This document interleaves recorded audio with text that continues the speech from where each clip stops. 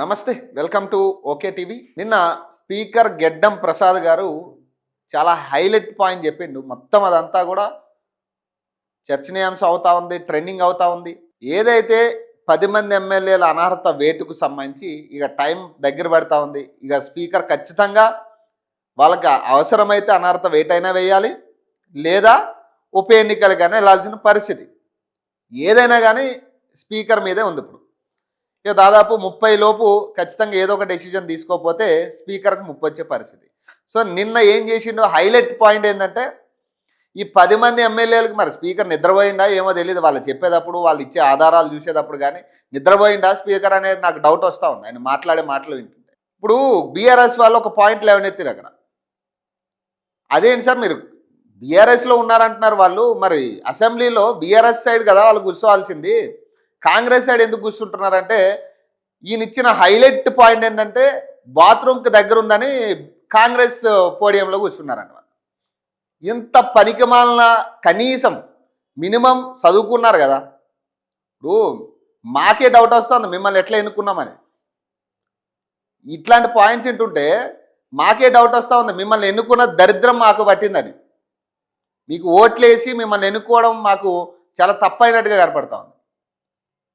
ఈ కనీసం స్పీకర్ గెడ్డం ప్రసాద్ గారు ఎంతో కొంచెం నిజాయితీగా ఉంటాడైనా చాలా మంచోడు అనుకున్నాం. ఇక ఆయన కూడా దొంగల మధ్యలో చేరినట్టే అయిపోయింది.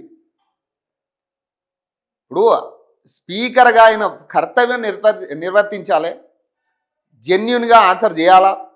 ఇప్పుడు వాళ్ళు కూర్చున్నప్పుడు ఓపెన్గా, అసలు చిన్న పిల్లోని అడిగినా, ఈరోజు గూగుల్లో కొట్టినా కూడా మైపాల్ రెడ్డి ఏ పార్టీలో ఉన్నాడు అంటుంటే గూగులే చెప్తా ఉంది అతను కాంగ్రెస్ పార్టీలో జంప్ అయినాడు. అంటే ఇప్పుడు చదువు రాని వాళ్ళు మినిస్టర్లు అయ్యారా, లేదా చదువు రాని వాళ్ళు మేం చేసినా మినిస్టర్. ఇక చూడు ఒకసారి, ఇక వాళ్ళు బీఆర్ఎస్ ఎమ్మెల్యేలే అంట.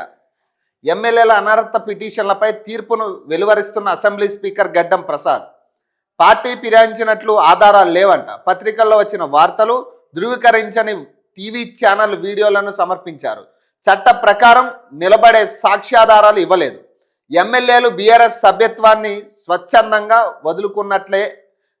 వదులుకున్నట్లేనని పిటిషనర్లు ఆరోపించారు. ఆ విషయాన్ని నిరూపించలేకపోయారంట. శాసనసభ స్పీకర్ ప్రసాద్ కుమార్ స్పష్టీకరణ. అనర్హత పిటిషన్ల కొట్టివేత మైపాల్ రెడ్డి, గాంధీ, అలాగే ప్రకాష్ గౌడ్, వెంకట్రావు, కృష్ణమోహన్ రెడ్డిలకు ఊరటంట. నేడు మరో 3 ఎమ్మెల్యేలపై తీర్పు. బీఆర్ఎస్లోనే ఉన్న పార్టీ మారలేదు. స్పీకర్కు ఎమ్మెల్యే కడియం వివరణ అంట. స్పీకర్ తీర్పును ఖండిస్తున్నాం. ప్రజాస్వామ్యాన్ని కూనీ చేసిన కాంగ్రెస్, తండ్రి చేసిన చట్టాన్నే గౌరవించని రాహుల్ గాంధీ, కేటీఆర్. స్పీకర్ తీర్పు రాజ్యాంగ విరుద్ధం, హరీష్ రావు మాట్లాడుతూ. రాజ్యాంగాన్ని హత్య చేయడమే బీజేపీ మాట్లాడుతూ ఉంది.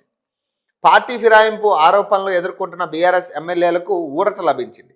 బీఆర్ఎస్ తరపున గెలిచి కాంగ్రెస్ పార్టీలో చేరిన ఎమ్మెల్యేలను అనర్హులుగా ప్రకటించాలంటూ దాఖలైన అనర్హత పిటిషన్ను శాసనసభ సభాపతి గెడ్డం ప్రసాద్ కొట్టివేశారు. బీఆర్ఎస్ పార్టీ ఎమ్మెల్యేలు ఆర్కేపూడి గాంధీ, గూడెం మైపాల్ రెడ్డి, ప్రకాష్ గౌడ్, తెల్లం వెంకట్రావు, బండ్ల కృష్ణమోహన్ రెడ్డిలను పార్టీ ఫిరాయింపుల చట్టం కింద అనర్హులుగా ప్రకటించాలన్న పిటిషన్లను కొట్టివేస్తున్నట్లుగా ప్రకటించారు. ఈ 5గురు పార్టీ మారినట్లు నిరూపించే ఆధారాలను పిటిషనర్లు సమర్పించలేకపోయారని గెడ్డం ప్రసాద్ గారు చెప్తా ఉన్నారు. ఈ మాట ఇప్పుడు ఒక్కసారి జస్ట్ మామూలుగా నిన్న జెమినీలో ట్రై చేసిన. అసలు first tell me about Gudem Mahipal అంటే, హూ ఈజ్ గూడెం మైపాల్?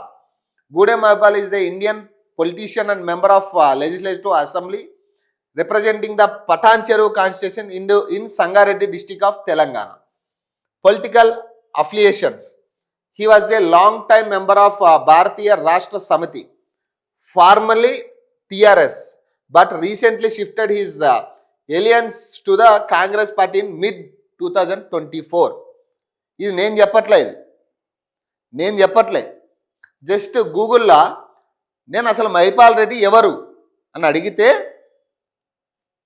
వాళ్ళే చెప్తా ఉన్నారు. ఇదిగో గూగుల్లో క్లియర్గా వస్తూ ఉంది ఆయన కాంగ్రెస్ పార్టీలోకి జంప్ అయ్యిండని. కానీ స్పీకర్కి మరి చదువు రాదా, చదువు లేను అని స్పీకర్ చేసినాం అనేది అర్థం కావట్లేదు. ఇంత క్లియర్గా గూగుల్లే చెప్తా ఉంది. ఇక అయినా కూడా ఇంకా ఆధారాలు లేవు. ఇంకేం ఆధారాలు కావాలి ఇక?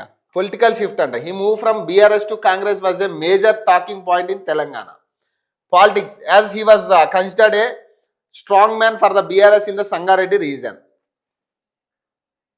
పోనీ గూడెం మైపాల్తో వదిలేద్దాం.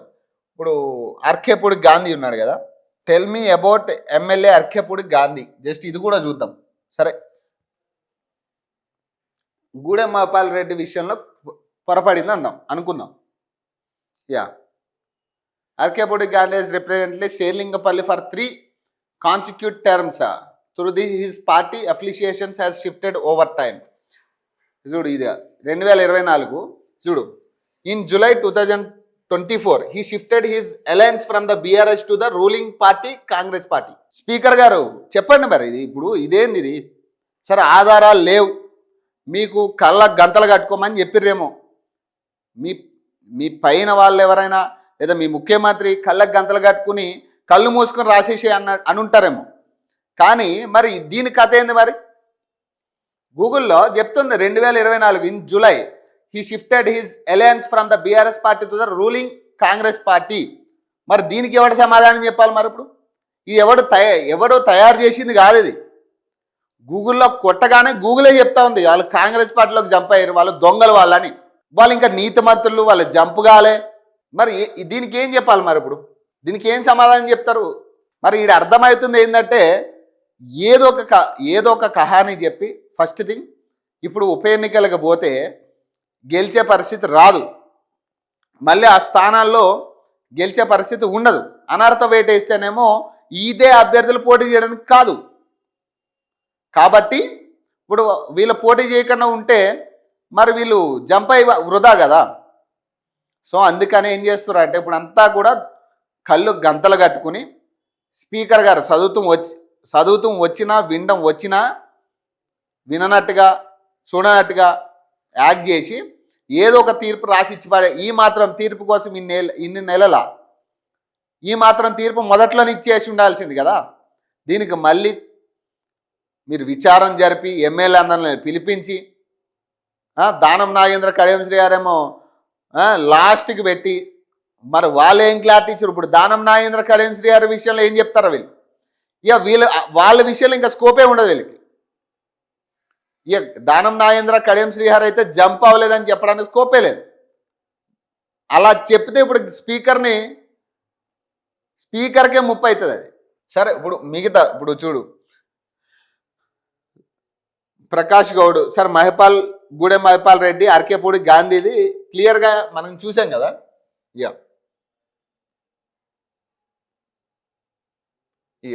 ఇది గూడెం మహిపాల్ రెడ్డిది 2024 మిడ్ ఆఫ్ 2024లో కాంగ్రెస్ పార్టీలోకి జంప్ అయిందని చెప్తా ఉంది. అది మహిపాల్ రెడ్డిది. సరే, అర్కేపూడి గాంధీ విషయంలో కూడా చూద్దాం. ఇదిగో జూలై 2024లో he shifted to Congress party. ఇవి మేం క్రియేట్ చేసింది కాదు కొత్తగా, జస్ట్ గూగుల్లో కొడితే వస్తున్నవి. ఇంకా మరి ఎవరిని ఉద్ధరించడానికి మరి ఇదంతా? ఎవరిని ఉద్ధరించి ఏం చేద్దామని ఇదంతా? అంటే ప్రజల పిచ్చోళ్ళు, ఓట్లు వేసిన వాళ్ళు పిచ్చోళ్ళుగా.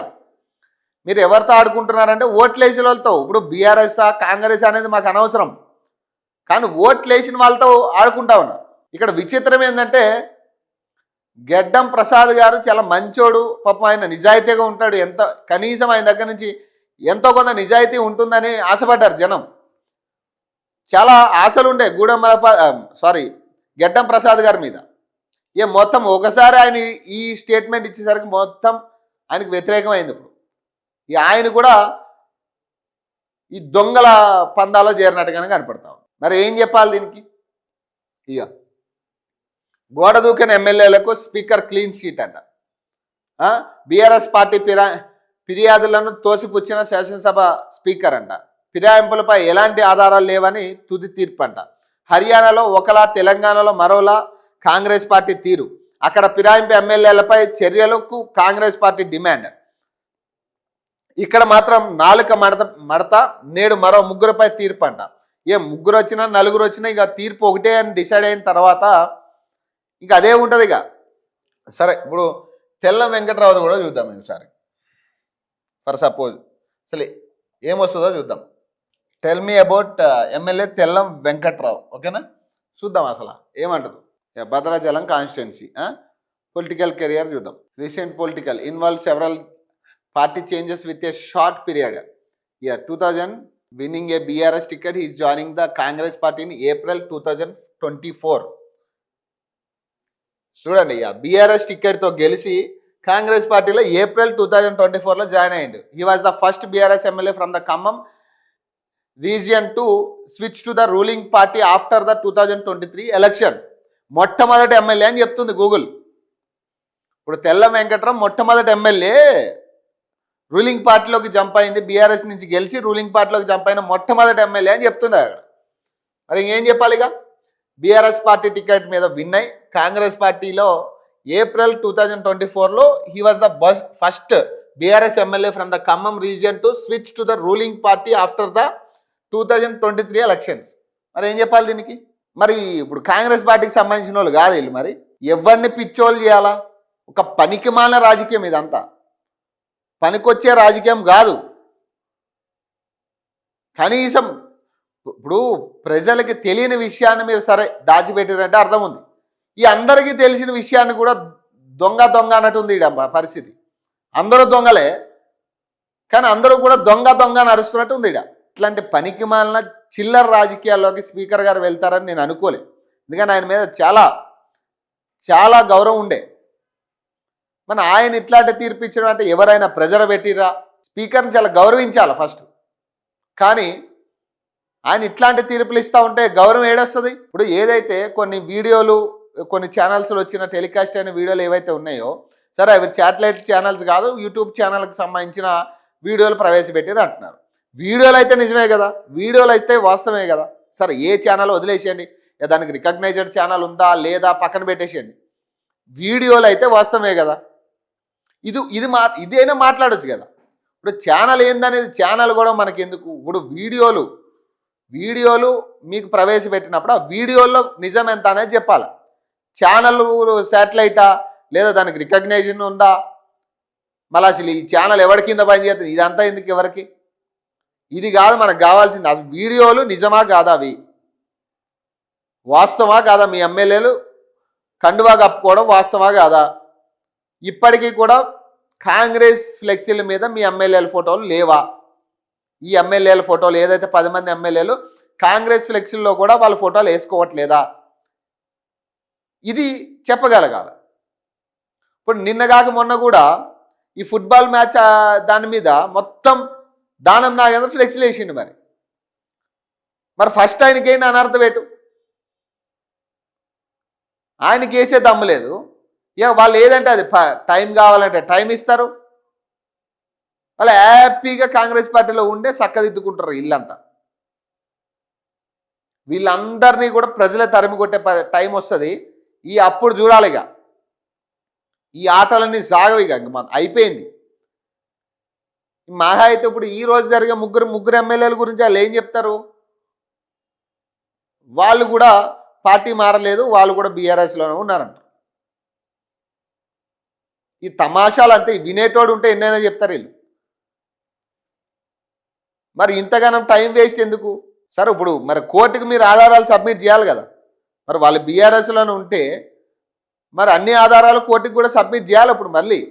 సో ఇట్లా ఉంది మన పరిస్థితి. మనం ఎన్నుకున్న నాయకుల పరిస్థితి, వాళ్ళు చేసే పనులు ఇట్లున్నాయి. ఇట్లాంటి వాళ్ళను మనం ఎన్నుకుని మనకి ఏదో చేస్తాడంటే మనకి ఏది చేసినా వాడుకు ఉపకారం కోసం ఒకడేమో ల్యాండ్లు కబ్జాలు పెట్టిన ల్యాండ్లు కాపాడుకోవడానికి ఒకడపోతాడు, ఒకడేమో బ్లాక్ మనీలు దాచుకోవడానికి ఒకడపోతాడు, ఒకడేమో కంపెనీలని సేవ్ చేసుకోవడానికి వాడిపోతాడు. అంతే తప్పితే ప్రజలు ఓట్లు వేసిరు కదా, ప్రజలకి ఏదైనా చేద్దామనేటోడు ఒక్కళ్ళేడు ఇందులో. వీళ్ళందరూ 10 మంది ఎమ్మెల్యేలు జంప్ అయింది ఒకే ఒక కారణం ఏంటంటే వాళ్ళ దొంగ ఆస్తుల్ని కాపాడుకోవడానికి. అంతే. అక్రమ ఆస్తుల్ని కాపాడుకోవడానికి, కబ్జాలు చేసి జనాల్ని పీడించుకునే పైసలన్నీ కూడా కాపాడుకోవడానికి వీళ్ళు అందులో వేరు. చూడాలి కనీసం ఈరోజు ముగ్గురినైనా కనీసం ఇవన్నీ చూసైనా ఇక గూగుల్లో ఒక్కసారి కొట్టుకుంటే, ఇక బీఆర్ఎస్ ఎమ్మెల్యేలు ఏమి ఇచ్చింది ఎంత పక్కన పెడితే గూగుల్లో ఒకసారి కొట్టుకుంటే మనకు క్లారిటీ వచ్చేస్తుంది ఎవడు ఏ పార్టీలో ఉన్నాడని. కనీసం గడ్డ ప్రసాద్ గారు మీరు తీర్పు ఇచ్చే ముందైనా ఒకసారి గూగుల్ చూడండి. వాళ్ళ పేర్లు కొడితే మొత్తం వాళ్ళ చిట్టా ఏ టైంలో ఏ నెలలో వాళ్ళు జంప్ అయ్యారో కూడా చెప్తుంది గూగుల్. ఇది చూసుకోండి ఫస్ట్, లేకపోతే మీ మీద ఉన్న ఆ కొంత గౌరవం అయినా పోతుంది మనుషులకి. సో ఇది ఇవాల్టి వీడియో. సో మరిన్ని అప్డేట్స్ కోసం చూస్తూనే ఉండండి. ఓకే.